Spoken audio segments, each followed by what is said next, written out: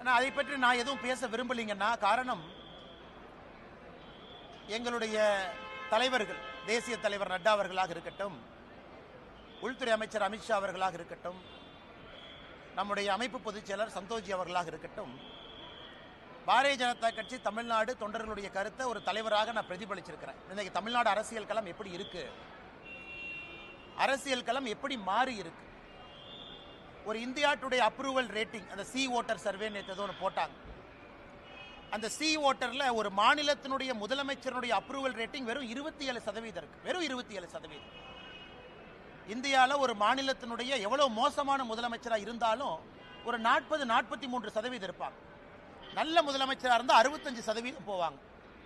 ஒரு மாநிலத்தினுடைய முதலமைச்சருடைய அப்ரூவல் ரேட்டிங் 27%. அதாவது நாலில் ஒருத்தர், நாலில் 3 பேர் வேண்டாங்கிறாங்க, நாலில் ஒருத்தர் தான் வேணுங்கிறாங்க.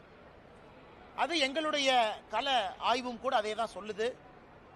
அதே நேரத்தில் தமிழகத்தில் பிரதான கட்சிகள் எப்படி இருக்கிறாங்க, பாரதிய ஜனதா கட்சி, தேசிய ஜனநாயக கூட்டணி, நம்மோடு இருக்கக்கூடிய அண்ணன் டிடிவி தினகரன் அவர்களாக இருக்கட்டும், அண்ணன் ஓபிஎஸ் அவர்களாக இருக்கட்டும், தென் தமிழகத்தினுடைய சூழ்நிலை எப்படி. தமிழகத்தை பொறுத்த வரைக்கும் எல்லா ஜோனும் ஒரே மாதிரி மக்கள் ஓட்டு போட மாட்டாங்க. தென் தமிழகம் வேறு, வாக்கு செலுத்துவதிலே கொங்கு பகுதி வேறு, மத்திய மண்டலம் வேறு, டெல்டா பகுதி வேறு, சென்னை சுற்றி இருக்கக்கூடிய 36 தொகுதிகள் வேண்டும்.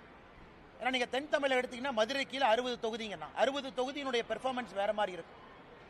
கொங்கு பகுதி 54 தொகுதி, நீங்கள் தருமபுரி கிருஷ்ணகிரி இணைச்சிக்கிட்டீங்கன்னா 54 தொகுதி, 60-54 பார்த்தீங்கன்னா 114. சென்னையினுடைய 36 அதையும் சேர்த்துனீங்கன்னா 150. இந்த மூன்றினுடைய தன்மை என்ன? மிச்சம் இருக்கக்கூடிய 84 தொகுதிகள் வட தமிழகமாக இருக்கட்டும், மத்திய மண்டலமாக இருக்கட்டும். அதனால் இது எல்லாத்தையும் யோசிக்கணுங்கண்ணா. ஒரு கட்சி தமிழ்நாட்டில் ஜெயிக்கணும்னா 5 மண்டலத்தில் 3 மண்டலத்தை அந்த கட்சி ஜெயிக்கணும். ஒரு கூட்டணியோ கட்சியோ தமிழகத்தில் ஆட்சி களத்துக்கு வர்றாங்கன்னா இந்த 5 மண்டலத்தில் 3 மண்டலத்தை ஜெயிக்காம யாரும் ஆட்சிக்கு வரவே முடியாது. தென் தமிழகத்தையும் ஜெயிச்சு, கொங்கையும் ஜெயிச்சு, சென்னை உட்பட வேற எல்லா பகுதியிலையும் 3 குறைந்தபட்சம் ஜெயிக்கணும். ஸ்வீப் வரணும். 180-190 சீட் நீங்க அடிக்கணும். 234க்குன்னா 4 ஜெயிக்கணும். எனக்கு தமிழகத்தில் பத்திரிகை நண்பர்கள் நீங்களா இருக்கிறீங்க.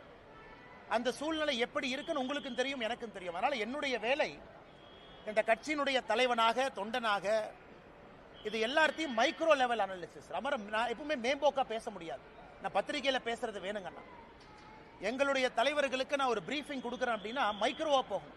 234 தொகுதி தன்மை எப்படி, ஜாதிகளுடைய திங்கிங் எப்படி இருக்காங்க, ஜாதிகள் வேண்டாம் என்று நினைக்கின்றோம். ஆனால் ஓட்டிங் பேட்டர்ல இன்னைக்கு ஜாதிகள் ஒரு முக்கிய பங்கு வகிக்கிறாங்க. அவங்க எப்படி யோசிக்கிறாங்க, தலைவர்கள் எப்படி பார்க்கறாங்க, தமிழ்நாட்டினுடைய பொருளாதார சூழ்நிலை மக்கள் ஓட்டு செலுத்துவதில் மாற்றத்தை ஏற்படுத்துதா? குறிப்பா தென் தமிழகத்தை எடுத்துங்க. தண்ணி இல்லை, பெரிய பிரச்சனை. விவசாயம் நலிவடைந்திருக்கு, தொழில்துறை வளர்ச்சி இல்லை. அவங்க எப்படி பார்க்கறாங்க? அதனால் நான் என்ன பேசினேன் அப்படிங்கிறத நான் பத்திரிகை நண்பர்கள்ட்ட சொன்னா அது தவறா போயிருங்கன்னா, ரொம்ப டீட்டெயில்டாக, ஆழமாக, ஆதாரத்தின் அடிப்படையில் எப்படி தமிழ்நாடு இருக்கின்றது, எப்படி செல்ல வேண்டும், மக்களுடைய நலன் எப்படி இருக்கணுங்கிறத நாங்கள் பேசியிருக்கோம். அதனால் கூட்டணியை பற்றி எந்த வார்த்தையும் நான் பேச விரும்பல. அது நம்முடைய உள்துறை அமைச்சர் அமித்ஷா அவர்கள் நேற்று முன்தினம் டைம்ஸ் நவ் சம்மிட் டெல்லியில் பேசியிருந்தாங்க. நீங்கள் அதை பார்த்தீங்க.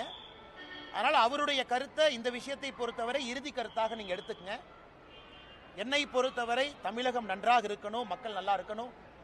அதே நேரத்தில் பாரதிய ஜனதா கட்சியினுடைய வளர்ச்சி தங்குதடை என்று இருக்கணும் அப்படிங்கிறது நான் ரொம்ப தெள்ள தெளிவாக இருக்கேன். எனக்கு எந்த ஒரு தலைவரின் மீதோ எந்த ஒரு கட்சியின் மீதோ கோபம் கிடையாது, யாருக்கும் எதிரானவன் கிடையாது. பாரதிய ஜனதா கட்சியினுடைய வளர்ச்சி எனக்கு முதன்மை, தமிழகத்தினுடைய நலன் அதைவிட முதன்மை. அதனால் பொறுத்திருந்து பாருங்க. நான் ஏற்கனவே என்னுடைய ஸ்டாண்டை பொறுத்த வரைக்கும் எப்பொழுதுமே நான் ஓப்பனாக தான் இருந்திருக்கேன். அதில் எந்த மாற்று கருத்தும் இல்லை. நான் டெல்லியில் பேசும்பொழுது தொண்டனாக பணியாற்றவும் தயார் என்கின்ற வார்த்தையும் பயன்படுத்தியிருக்கேன். அதனுடைய பொருளையும் நீங்கள் நல்லா உணர்ந்துக்குங்க. அதனால் அண்ணாமலை அரசியலுக்கு வந்திருப்பது பவருக்காக கிடையாது. அண்ணாமலை அரசியலுக்கு வந்திருப்பது தமிழகத்திலே ஒரு மாற்றத்தை ஏற்படுத்த வேண்டும் என்பதற்காகத்தான். நான் ஆகஸ்ட் 25, 2020 பாரதிய ஜனதா கட்சி டெல்லியில் இணைஞ்சேன். அன்றிலிருந்து இன்று வரை என்னுடைய எண்ணத்தில் ஒரு சிறு பிசிறு கூட கிடையாது.